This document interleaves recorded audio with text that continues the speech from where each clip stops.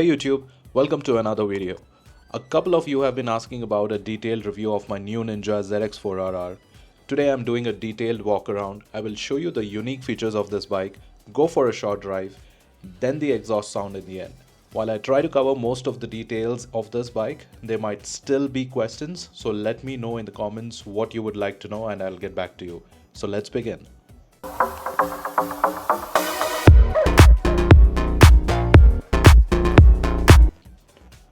Alright, so this is my third week with the bike. If I have to express my riding experience so far in one word, I would say it was thrilling.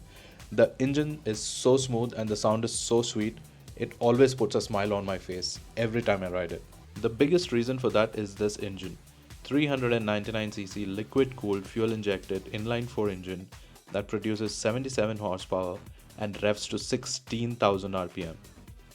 While it is not meant to be a very torque focused bike, I found the torque decent enough to easily pull through city traffic. The joy of riding this bike is in the higher RPMs, but not so high that you can only unleash this on open roads. Even in small stretches of open road, I found myself having a blast with the power and the sound.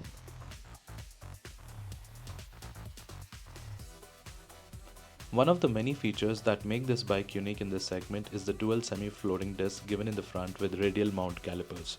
The brakes are branded Kawasaki but made by another company. I'm not sure you will be able to see it in the clip, but it is written right behind the calipers. The braking is really good. I did not face any issue with them. The feedback is also really good. The exhaust is heavy, but for a stock exhaust, the sound is really cool. I did not expect the stock to sound so good.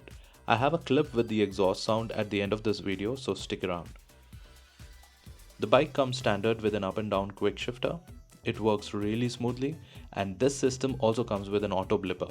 So when you downshift, the ECU will automatically rev match to the gear below, which will in turn reduce the strain on the gearbox. Super cool feature given by Kawasaki for a bike in this segment. ZX4RR comes with a fully adjustable rear suspension. I have not felt the need to adjust this yet. The factory settings are working just fine for me. But in the future, when I do some track days, I will play around with this feature a little.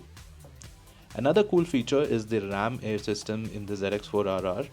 This helps the bike manage the wind more efficiently and does not slow down the bike, and in fact makes it faster by keeping the bike aerodynamically aligned. The bike comes with all LEDs. These are DRLs and there is no option given to switch them off in the day. One feature I don't like. Hazard lights come standard and overall the range of the headlights is also really good.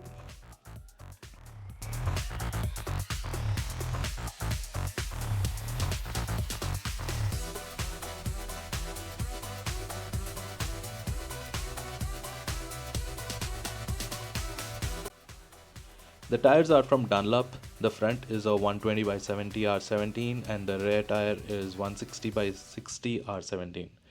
The grip is decent. Haven't put them to real test on corners yet, but so far in the city they did a decent job.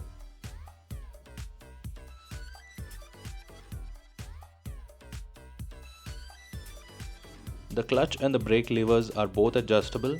I didn't change these settings as they are pretty comfortable with the factory settings.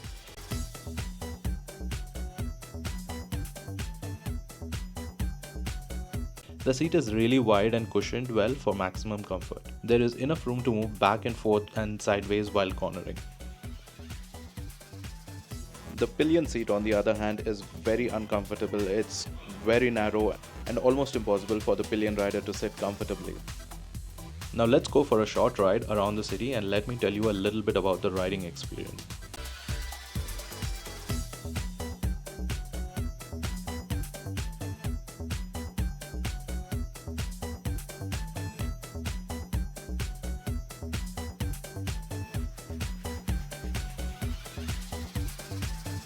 The first thing anybody will notice when they ride this bike is how easy and agile it is. The handling is just superb.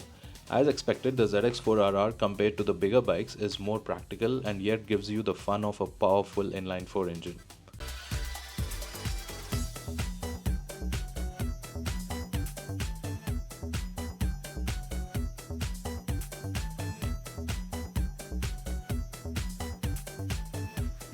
The bike will almost do 100 kilometers per hour in first gear. This shows how the power delivery is just superb in the higher RPMs. I found myself in the lower gears like third or fourth most of the time in the city and never felt the need to upshift.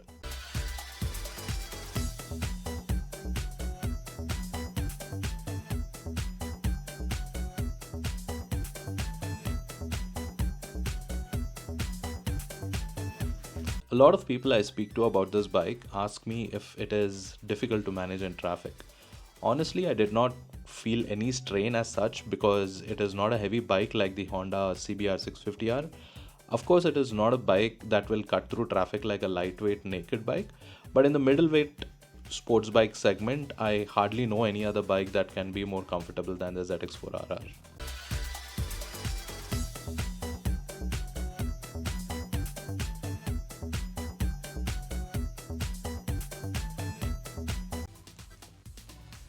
Ergonomically, it is not a fully aggressive or a fully committed bike.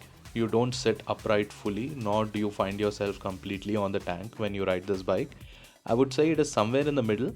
Definitely a good tank pad and side grips will give more confidence. I'm yet to get these accessories.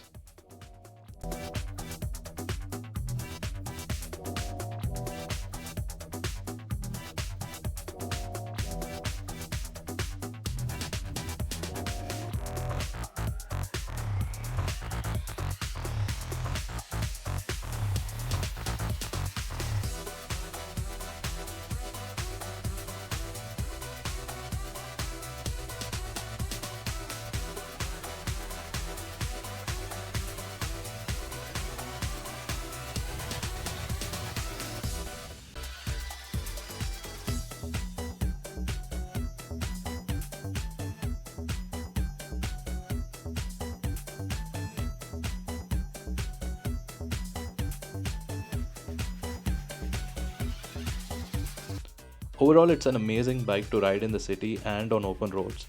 I take this bike to my office 3 days a week in peak Hyderabad traffic and never did I regret the decision.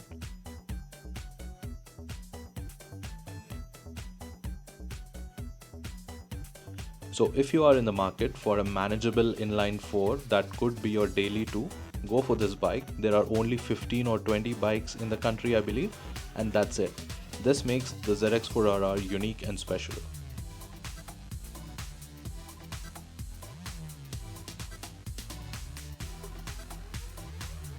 As promised, here's the stock exhaust sound. Hope you like it.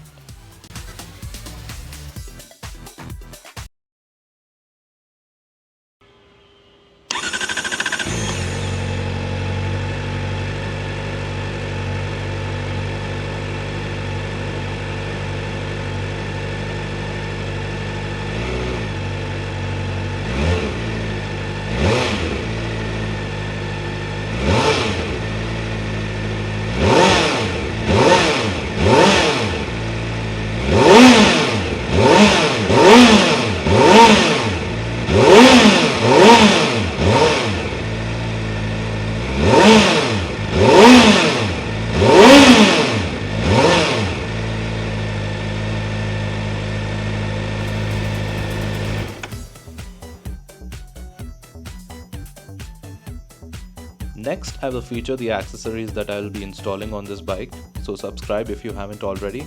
And like I always say, ride safe, stay strong, be kind. This is your riding brother, Deck and Rider, signing off. See you in the next one. Cheers.